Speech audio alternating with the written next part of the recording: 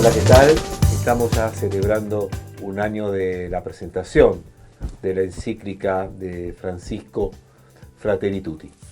Tenemos en línea para conversar un poco sobre este acontecimiento y sobre los alcances de la encíclica con Víctor Manuel Fernández, arzobispo de La Plata. Él nos va a acompañar en una reflexión y profundizando algunos puntos.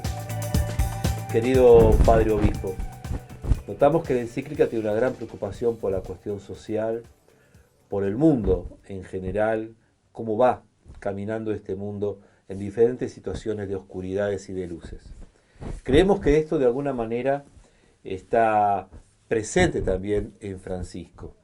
¿Cómo nosotros podemos ver esta relación entre la encíclica y la misma vida que el Papa Francisco vive cotidianamente? Es verdad que el Papa Francisco, como pastor universal, tiene una preocupación permanente por la situación del mundo y de todos los rincones más olvidados del mundo. Y lo vive sin intereses personales, económicos, políticos, y eso le da una gran libertad. Los que lo conocen a Bergoglio desde siempre saben de su austeridad, a veces excesiva. ¿eh? Nunca lograron que se tomara vacaciones, que fuera a comer a un restaurante, que se diera algún gusto. Nunca tuvo vacaciones, cosas para él, nunca, jamás. Por lo tanto, los que lo conocen saben de esa austeridad difícil de imitar. Eso le da también una gran autoridad a él, porque nadie puede decir que tiene intereses económicos, ¿no? Ni tampoco intereses personales, porque un hombre de esa edad y en el lugar en que está, ya no tiene ambiciones de poder, cosas que pretender.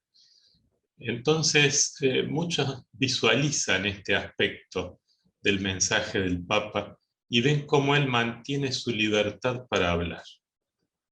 Tanto la mantiene que lo que dice muchas veces provoca escozor, provoca reacciones hasta desproporcionadas, porque lo visualizan algunos sectores como un peligro. Otros dicen las cosas más solapadamente, disimuladamente. Él las dice con toda libertad y de manera directa, y eso lo convierte realmente en un líder mundial.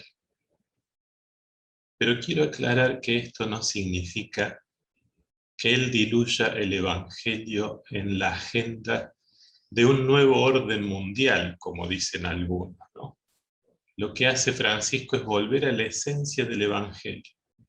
El mensaje de Fratelli Tutti no es romántico, no es una fraternidad light, tiene toda la potencia del mensaje del Evangelio de Cristo que dice que el Padre hace caer la lluvia sobre buenos y malos, hace caer el sol sobre todos. Habla del Padre que invita a socorrer al caído al lado del camino. Habla para los creyentes de encontrarlo a Él en cada ser humano. Entonces no está diluyendo el Evangelio, está volviendo a la esencia del Evangelio y su mensaje de fraternidad. Pero frente a un mundo globalizado, precisamente, Francisco se planta, mira la globalización, que en realidad es una globalización del individualismo consumista. Entonces, frente a ese mundo globalizado, ¿qué propone? Un amor universal, pero no en el sentido del universalismo abstracto, no en el sentido turístico, no en el sentido liberal de apertura de los mercados. No, habla de amor universal en el sentido de ampliar tu capacidad de amar de tal manera que seas capaz de llegar y abarcar en ese amor a los últimos olvidados, abandonados, ignorados por este mundo injusto y ególatra. Ese es el universalismo que le propone Francisco a este mundo herido. Querido Padre Obispo, notamos que la encíclica tiene una gran preocupación por los más humildes, por los más pobres. ¿Cómo reciben? ¿Cómo recibirían? ¿Cómo se puede vivir en los grupos más humildes, en las barriadas, en los barrios periféricos, las enseñanzas de esta encíclica? ¿Cómo pueden llevar a cabo la gente que aparentemente tiene pocos recursos para poder vivir plenamente las enseñanzas de esta encíclica? Es verdad que en Fratelli Tutti, aunque al hablar de fraternidad universal puede sonar a algo romántico, sin embargo, Francisco trata los temas con gran crudeza, con mucha concretez. Va a las llagas de los distintos temas. Hay que leerla y leer los distintos temas que trata para ver cómo los enfrenta con crudo realismo. Pero al mismo tiempo abre una esperanza, da una luz, presenta un camino de salida. ¿eh? Es crudo pero no negro. Está la luz de la esperanza y la potencia del amor. Pero no habría que pensar que Francisco dirige esta encíclica a convertir a los ricos y poderosos. No, el mensaje es para todos. También para nuestras comunidades populares y marginales. Esas comunidades también están llamadas a una conversión fraterna. Si no lo tuviéramos en cuenta, las estaríamos menospreciando a esas comunidades, excluyéndolas de un camino de crecimiento. Porque en estas comunidades marginales también se puede compartir más, también se puede crecer en la vida comunitaria. También esas comunidades se pueden organizar mejor para llegar a los últimos de esos mismos barrios, para incorporar mejor a todos. Y sería ingenuo pensar que estas comunidades no están bombardeadas también por las propuestas aberrantes y alienantes de este mundo individualista y consumista. También están bombardeadas.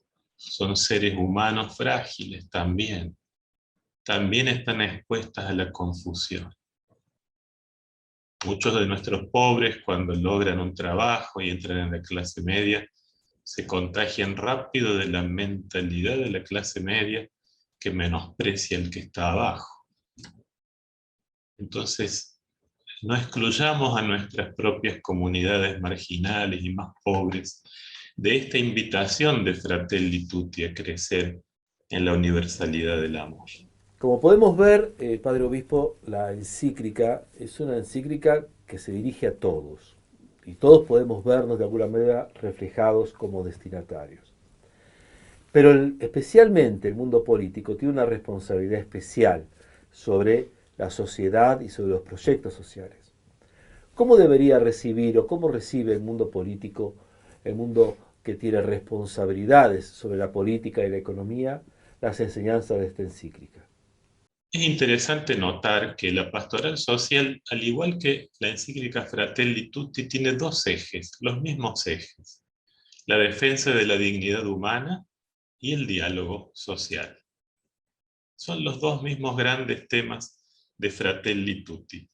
Entonces, el Papa Francisco nos invita a conversar con todos los sectores políticos, acercarnos al mundo de la política, a conversar cara a cara, persona a persona. Esto es muy importante porque a veces creemos que para llegar a la política hay que escribir artículos, hay que hablar de la política en las homilías. Probablemente le hablamos a mucha gente que no está en la política. ¿no? No llegamos a ese mundo. El modo es, como dice el Papa Francisco, persona a persona, uno por uno, cara a cara, y conversar. Conversar no es lo mismo que dialogar. A veces uno enfrenta un problema y se sienta a dialogar para encontrar juntos distintos caminos y para que cada uno aporte distintos aspectos a la búsqueda de una solución, ¿no? se puede llegar a algunos consensos. En algunos temas las posturas políticas están tan enfrentadas en esos puntos, de manera que es difícil pensar en un diálogo acerca de esos puntos. En todo caso, ese diálogo es un punto de llegada de una larga conversación, porque sí se puede conversar con todos, aunque estén en el otro extremo. No les negás un momento de conversación. Sentarse a tomar un café y discutir un rato, eso no se le niega a nadie. Y yo creo que después de la ley del aborto hemos cometido el error de pensar que a esos que han votado a favor del aborto lo han promovido, tenemos que excluirlos del diálogo. No, porque nosotros entramos en conversación con todos y no hace falta que pensemos exactamente igual para poder conversar. Si no, no existiría el diálogo ecuménico, no existiría el diálogo con otras religiones, porque no estamos de acuerdo en todos los puntos. Uno no va a conversar con alguien que coincide en todo con uno. Por lo tanto, aun si votó a favor del aborto, yo no lo excluyo de una conversación sobre los temas donde podemos tener un consenso, sobre los temas donde hay puntos de contacto. Por eso estamos llamados todos, laicos y pastores, a entrar en conversación. Tiempo atrás lo llamé al gobernador de la provincia de Buenos Aires, porque yo estoy en La Plata, y le dije, che, ¿por qué hace mucho que no conversamos? Como vos tampoco viniste al TEDEUM, parece que el aborto ha dinamitado todos los caminos y todos los puentes. Y bueno, nos sentamos a conversar un largo rato, más de 1 hora y media, sobre aquellos puntos en los cuales podemos estar de acuerdo y cooperar. Ese es el camino de la pastoral social y ese es el camino del diálogo político que propone Francisco. Fratelli Tutti tiene un capítulo muy rico, dedicado a la política. No había un texto así, había un hermoso documento de los obispos franceses, Rehabilitar la política, pero después no tuvimos un texto con la riqueza que tiene ese capítulo de Fratelli Tutti para iluminar la vida política. Tenemos que entrar en conversación para hacer llegar a los políticos esa riqueza que Francisco ofrece. Otro de los elementos que descubrimos en la encíclica es que el Papa Francisco nos demuestra la fuerza que tiene la dimensión espiritual en cada individuo y en la sociedad. Eso nos compromete a todos en un trabajo también ecuménico e interreligioso. Y además, en todo esto, una gran difusión de parte de las comunidades, de los responsables de las comunicaciones. ¿Cómo se implementan estos dos elementos, la recepción y la difusión, en los ambientes religiosos en los cuales nosotros convivimos hoy? ¿Cómo pueden cambiar el mundo político las comunidades populares y marginales? Porque a veces uno cree que el capítulo que dedica Francisco a la política es solo para los políticos profesionales, para los diputados, senadores, los que tienen algún cargo, ¿no? Sería un error. Pero bueno, sigue en pie la pregunta, ¿cómo nuestras comunidades populares y más marginadas también pueden ser actores políticos? En primer lugar, visibilizándose, porque los mecanismos del actual sistema neoliberal mundial tienden a invisibilizarlos, a que no se los vea, a que no se percaten de lo que ellos viven. ¿Qué es lo que te presenta este mundo a vos? ¿Qué te pone delante de los ojos? Te pone novedades tecnológicas, te pone posibles viajes para conocer otros países, te pone ropa, te pone ambiciones. Eso es lo que te pone. Entonces, a los barrios marginales los invisibilizan, no cuentan, no existen y por lo tanto no tienen incidencia alguna en la vida política. El asunto entonces es, en primer lugar, visibilizarse, visibilizar su realidad, sus problemas.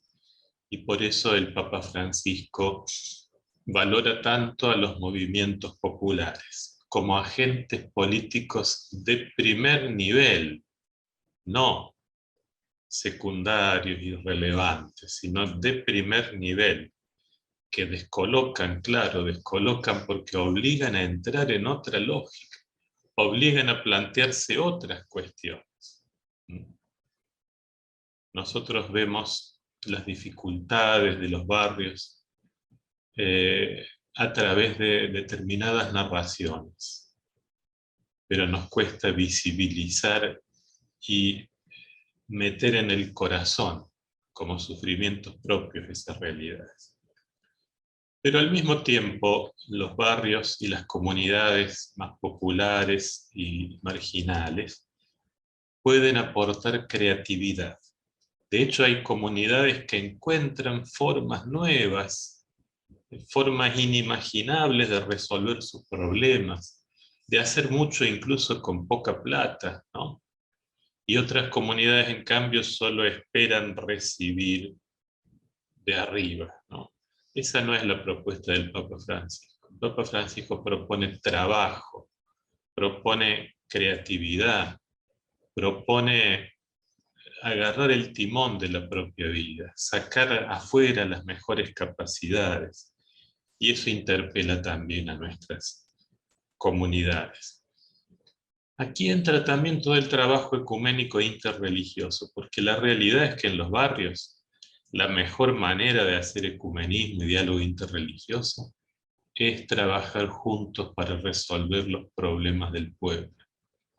Es la acción social, que crea un ámbito, un ambiente, una sensibilidad y una amistad que hace posible también hablar de otros temas, enriquecernos mutuamente desde el punto de vista espiritual. Desde Producciones Luján tenemos la intención de difundir estas enseñanzas. ¿Qué consejos o qué caminos ustedes nos pueden señalar para poder difundir de mejor manera las enseñanzas que están inscritas en esta encíclica? Hay un trabajo pendiente para las productoras y para aquellos que puedan aportar material de crecimiento, de maduración, de reflexión. Y ese trabajo consiste en favorecer la aplicación de Fratelli Tutti, porque la recepción no es solo repetir los contenidos, sino favorecer su aplicación concreta. Si se conoce pero no se aplica, no hubo recepción. Y por lo tanto, el trabajo pendiente es, con mucha creatividad, a encarnar lo que dice el Papa Francisco en los distintos temas en realidades muy concretas donde se pueda aplicar.